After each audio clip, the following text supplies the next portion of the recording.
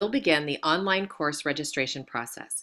Before making choices, please read through the graduation requirements and online catalog found on the main Prairie website.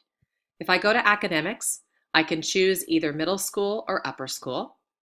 From there, I would select curriculum, and then I can scroll down and see a listing of the graduation requirements and also a listing by department of all the available classes and electives.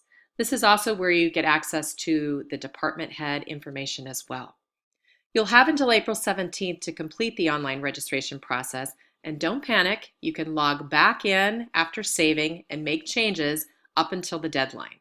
In addition, we have 2 full weeks at the beginning of next year to make schedule changes, so lots of time to get it right.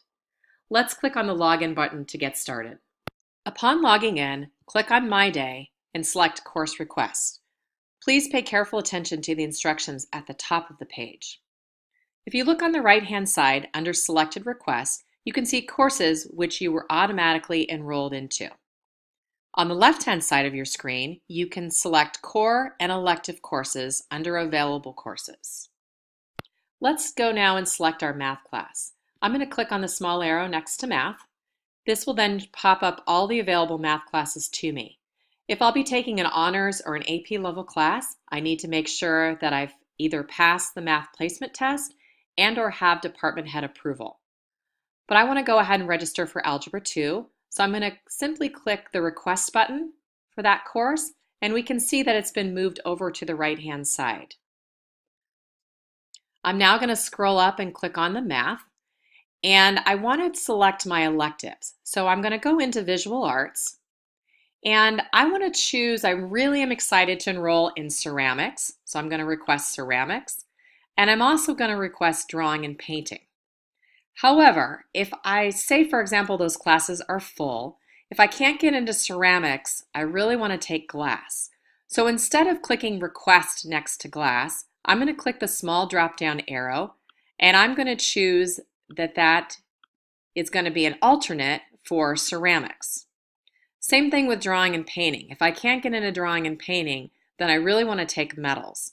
So I'm going to click the small drop-down arrow, or I could simply click Add Alternate and also choose type in metals, and it would allow me to add it that way as well.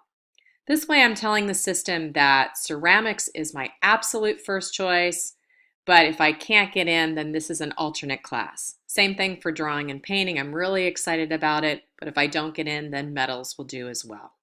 You'll continue to build your schedule this way by requesting classes and adding in alternates when necessary. In addition, there is a small note button next to each class if you need our scheduling coordinator to have any particular notes about a class. The last but most important step is making sure that you save your work. The Save button is located in the lower right-hand corner. If for some reason you're not seeing it, please make sure that your screen is maximized. Once I hit the Save button, you'll notice it will change to saving and then eventually saved, and then finally it will go back to save after a certain point. But this is a very necessary step. Once you hit save, you're free to log out of the system, knowing that you can go back in at any time and make changes.